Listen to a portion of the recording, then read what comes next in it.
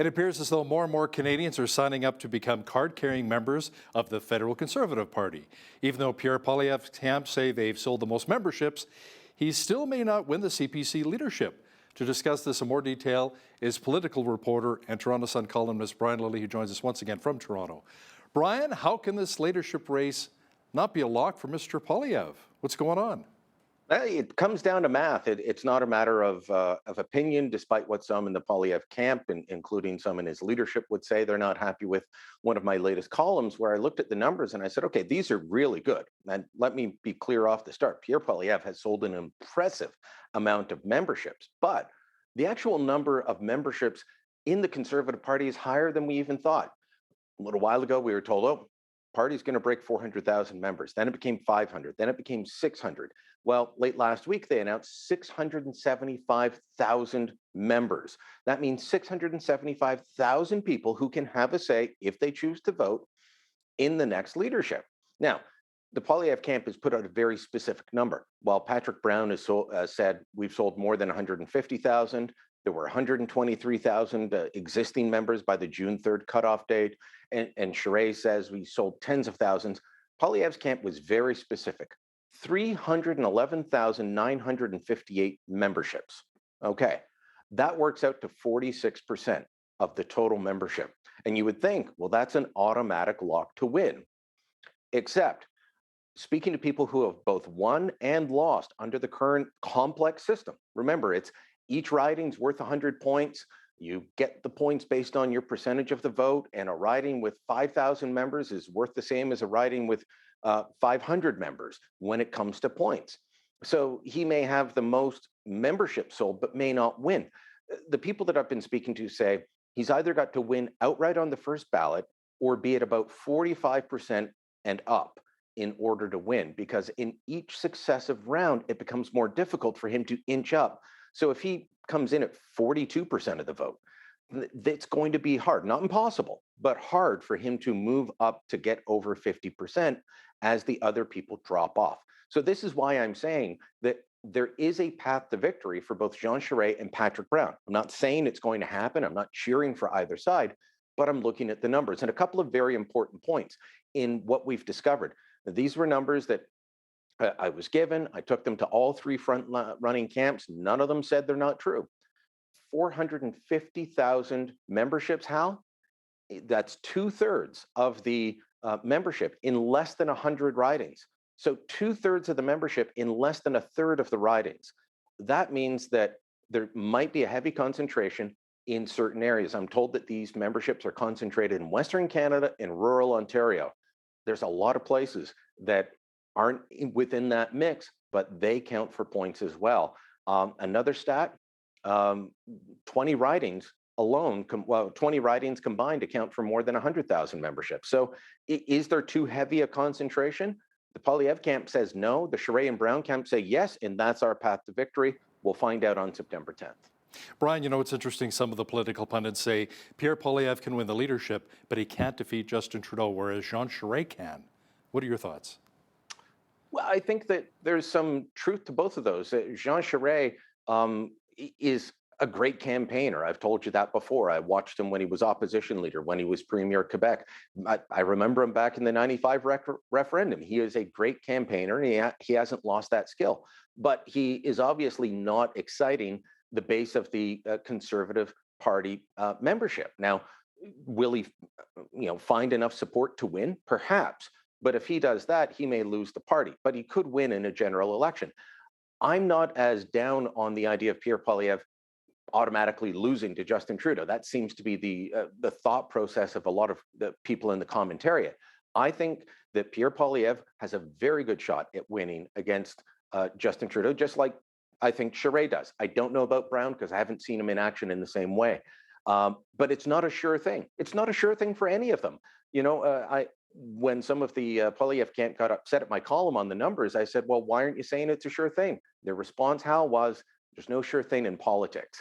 And that goes for the Trudeau camp. Campaigns matter. So, we could have a different Liberal leader in the next election. So that changes the equation as well. I think that the people at the front of the leadership race in the Conservative Party have a good shot of beating Justin Trudeau or whoever is Liberal leader. But there's a lot of ground between now and then for things to change. Brian, still with politics, documents released in court show that former Saskatchewan Premier Brad Wall was offering advice to one of the Freedom Convoy organizers, Chris Barber, early on. What exactly was Wall telling Barber? Early on, he was giving them warnings similar to things I wrote in my columns as the Freedom Convoy was coming. And that's make sure you practice good political hygiene. Don't be seen standing with racists or other groups with nefarious causes, because that will tar your entire message and organization. That's a big part of what Brad Wall was saying early on. They obviously didn't listen, because the same court documents that tell us that Brad Wall was advising or communicating with Chris Barber, who he knows from Swift Current. They also show that Pat Kane was, in fact, an organizer, especially early on. And Pat Kane, he has been associated with all kinds of groups, easily described as racist. So, and they've tried to distance themselves from him because of that. But early on, he was in there. The other part of advice that I thought was really good that Brad Wall gave was about a week and a half, 2 weeks in. He was saying, look, there's some changes being made by provincial governments. Don't you think it's time to declare victory, go home, and donate a lot of this money to veterans groups and the Salvation Army and things like that, and just declare victory? They obviously didn't take that advice. And a little while later, protests were declared illegal. The Emergencies Act came in. I think if they had followed that advice, the Canadian public's view of the convoy would be much more positive than it is now. I know they've got a lot of support, but there's also a lot of Canadians with very negative views on them. I think they should have listened to Wall's advice. Federal Health Minister Jean-Yves Duclos caused a bit of a stir, Brian, when he said that Canadians will never be fully vaccinated and that we'll need to get shots against COVID-19 every 9 months. Now, was he serious about this, or was this maybe taken a little out of context? He was serious about it, and he wasn't taken out of context, sadly. Look, this is not what I am hearing from medical doctors. This is not what I'm hearing from public health officials or infectious disease specialists. Is there going to be a part of the population that will need booster shots on an ongoing basis, much like we have for the flu shot? Absolutely. And who are they? They tend to be people who are older, who have pre-existing medical conditions, and this will offer them a higher level of protection. Just like these same people get the flu shot, they need to get an annual shot. And that's what I'm hearing when I talk to doctors. Jean-Yves Duclos is not a doctor. He is the health minister, but he's an economist by training. You shouldn't take medical advice from me. You shouldn't take medical advice from Jean-Yves Duclos. He is going to turn off an awful lot of Canadians. Look, I am, by current standards, fully vaccinated.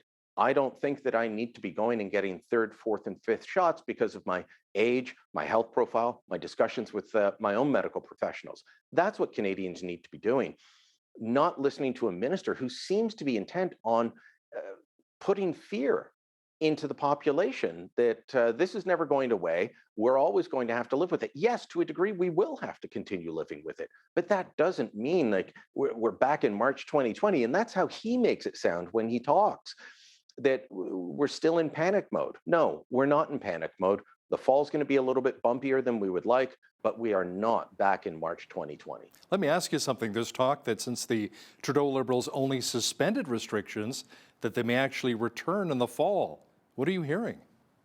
They have talked about them returning in the fall, and they've talked about changing that definition of fully vaccinated, which might mean that in the fall, we get the vaccine mandates back for federal workers, or to be able to get on a plane, train, or automobile, or not automobile, but plane, train, or a ship in this country. That's been suspended for now. No other country, by the way, had it when we brought it, or when we finally got rid of it.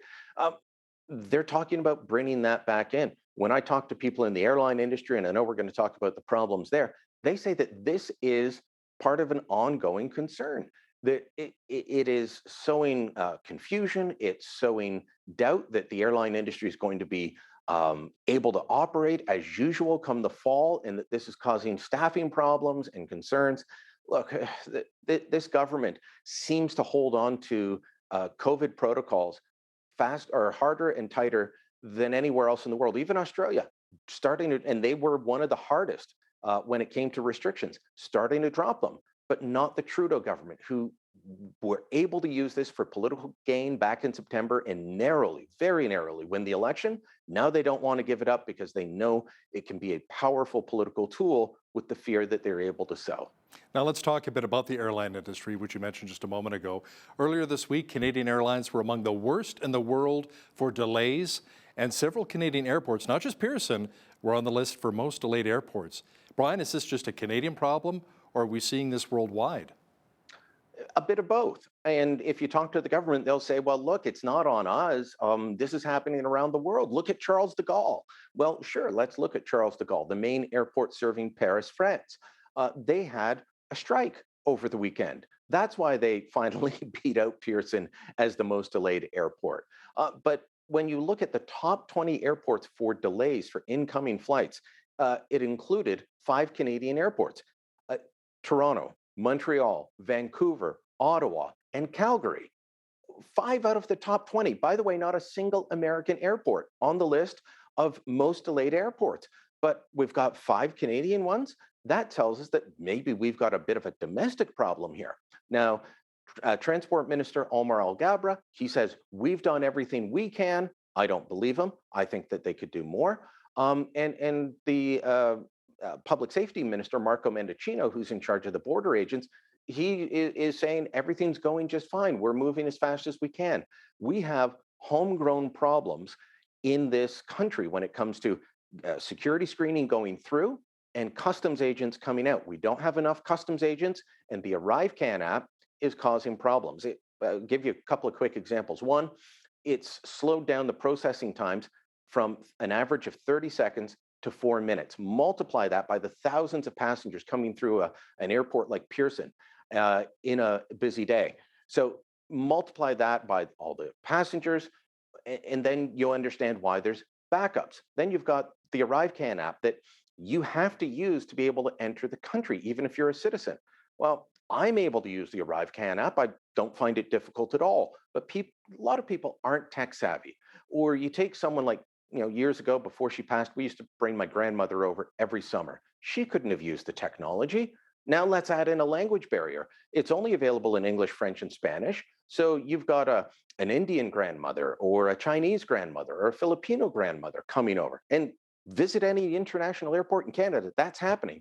You've got someone in their 80s or 90s with a language barrier trying to fill out, their vaccination status in a language they don't understand, maybe with a vaccine we don't use. It's causing delays. The border mayors have said it has to go. The customs agents say this is a main source of the problem, but the minister says no, it's all just fine. So it's bad at the airports, and Brian, apparently things are also still pretty bad at passport offices. But the minister put out a statement that they're really trying to help open things up by opening up the bathroom facilities. I guess it's bad when. Yeah, you've got to give people a place to go. I wish this were a joke statement, but this falls under the category of not the onion. This is not satire. This is reality. Last week, they were boasting about how in Montreal, they went from having people camp out for 2 days, and it was down to camping out for 1 day. I don't think this is what the Trudeau government meant when they said they would help Canadians go camping a couple of elections ago, was camping outside of passport offices. There's 35 dedicated passport offices across the country. The department admits that in 11 of them, there are persistent problems. That includes all the major cities. So I've received information from Calgary, from Vancouver, Victoria, Toronto, Montreal, Ottawa, and the list goes on. We've now had to have a minister say, well, we're giving people a bit of shelter from the hot sun. We're letting people use the bathroom, and we're handing out water bottles. How about you start processing applications properly? This is something that we've done for more than a century. They're still not back up to the capacity that they were at prior to the pandemic. They haven't lost staff. They haven't laid anybody off. There was no mass exodus of people who weren't vaccinated. So stop claiming it's a staffing issue. Stop blaming other people. Do your job, Minister Gould. Brian, we only have about 30 seconds left here, but I want to chat with you about some cool news here. Italian sports car maker Ferrari could become part of Canada's auto industry. Will Ferrari actually begin making automobiles here in Canada? Oh, that would be so cool, wouldn't it? No, but they're not going to make cars. But here's what's happening: they're looking for a supplier for electric vehicle batteries.